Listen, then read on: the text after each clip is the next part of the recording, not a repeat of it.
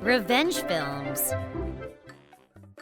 One day, I received a headhunting email in my inbox. At the time, I had just returned to my hometown and I was in the middle of looking for a new job, so I figured there was no harm in applying. I submitted my resume and made it past the first round. A few days later, I received a direct email from someone at the company. "We look forward to seeing you on the 10th," it read, so I marked my calendar and planned for my interview that day. However, later that night, well past 10 p.m., I received another email. They must have mistaken the email address, though. The sender must have intended for the email to go to his boss, and it read, "I will at least interview him, and then I'll reject him. Kind regards, Scott." It was clear he was talking about me. However, I couldn't understand why, when they were the ones that reached out to me in the first place. In the same email, it said, "He's bragging about the fact that he was working at Revenge Films, and he's arrogant just because he has a certification." For whatever reason, it seemed like he didn't like me and was dissing me left and right. The email was so rude that I couldn't decide whether to ignore it or to reply and lecture him about it. But for now, I decided to be civil. "I think he may have sent the above to the wrong email," I replied. I immediately got a response. "Oh crap, I guess I made a mistake. Sorry. Anyway, see you on the 10th. Because it was late at night, I wondered if he was drunk. But in any case, I was irritated by the attitude pouring through the email. Why would anyone go to an interview knowing they were going to get rejected? However, something clicked, and when I looked at the company name again, I had a realization. That company was owned by my dad's friend. So not only did I know the CEO, but I had met him a few times before and we got along well. The next morning, I contacted my dad first, and I asked for him to arrange a brief meeting with his friend, the CEO of this company. "Hey, Mark, it's been a long time. How have you been?" "Thank you for meeting me today. I've been well." "Your dad must be happy that you're back in town." "Yes, he is. My mother also seems to be doing a lot better now." We caught up with a little bit of small talk before I got into the main topic of discussion. "Well, it's about this email." I handed my phone over to the CEO, and as his eyes read over the email, they began to whiten and his face started to turn red. "What the hell is this rude email? As soon as I get back to the company, I'll be sure to handle it. This is unacceptable." "Oh, but I wanted to ask, is it true that you're actually hiring at the company? If that's the case, then I was thinking I would like to at least take the interview, especially since I passed the first round assessment already." "It is true that we are looking for people, but I didn't think that they were sending such pathetic emails like this. Either way, you don't even need to bother with the interview. We would be thrilled to have you." "Thank you, but everyone else has gone through an interview to be hired by the company, and I don't think it's fair for me to get in just because of my connections. To be honest, I thought it'd be a waste of time to go to an interview where I was going to be rejected anyway, but I figured I should still go and take a shot.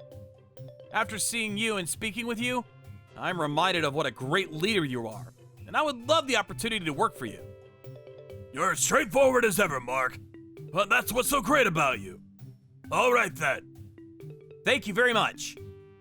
So the day of the interview, I arrived at the company and made my way towards the designated room for my interview.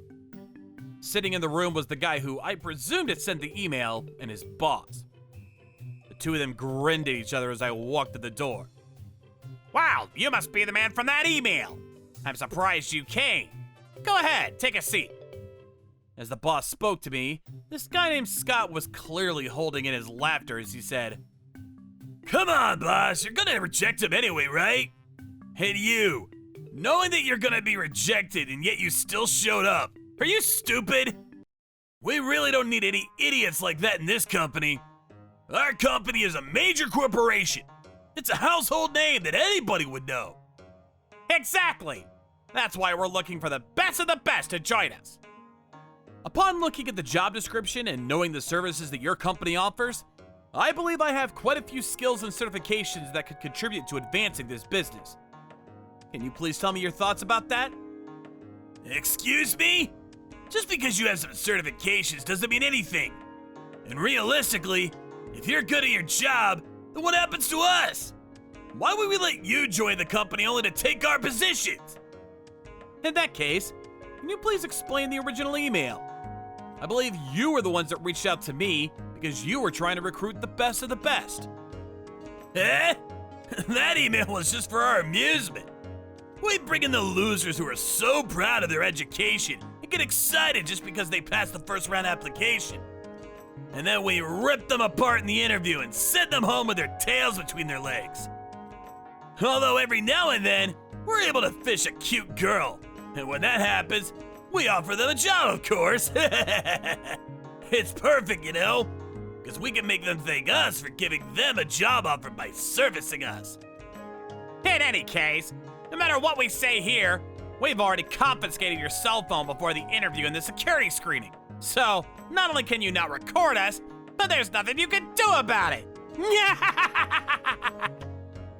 This guy and his boss were standing there, pointing their fingers and laughing at me. But that was when the CEO and the managing director appeared behind me. Beautiful! Beautiful! It's truly astonishing! What pieces of trash you are! But boss! We heard every single word of that conversation. Even without anything to record, we heard it straight into our ears. Even the managing director? What are you two doing here? Mark here had discussed it with us already, so we were out in the hallway listening to everything you said. You shameful bastards! Do you think recruitment is a joke?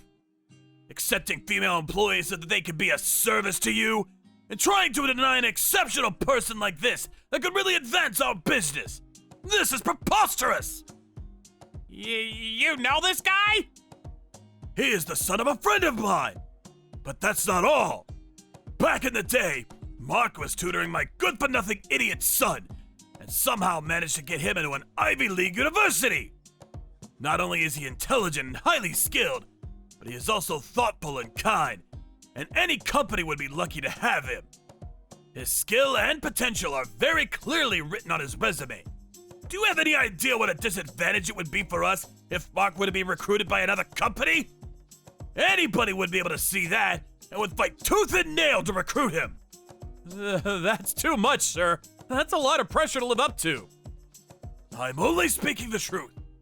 Anyway, the managing director and I will be discussing their termination promptly. You better be ready. Sir, boss, please wait. This is all a misunderstanding. We will apologize. We're sorry. We're very sorry. So, with the unexpected appearance of the CEO and the managing director, the curtain closed on my interview. But that day, I accepted an official offer to join the company. Even from the managing director. I heard a lot about you from the CEO. We're thrilled to have you joining our company. Thank you very much for choosing us. Please, really. The reason why his son got into the Ivy League college was because of his own hard work. All I did was offer a little bit of help. The same day that I started my new job, that guy and his boss lost theirs, like two ships in the night. On top of that, multiple female employees spoke up about the sexual harassment that they had received from the two of them. So not only did they lose their jobs, they were also sued a hefty sum for the liable damages up until now. They would take advantage of the female employees under the guise of giving them a job. And they would belittle employees and hopeful new hires with potential so that they could protect their own jobs. It was definitely not right and pathetic. For all the times that they had gotten to enjoy their cheap advantages, they probably had 3 times the amount of hell ahead of them. But what goes around comes around. As for me, thank you very much for the opportunity, but I would really like to keep it under the table that you and I know each other, please. Why is that? I can't brag that I know such an elite employee, and that I'm the one that brought you in. Please don't! I don't want everybody to think that I was hired just because of my connection. Why not?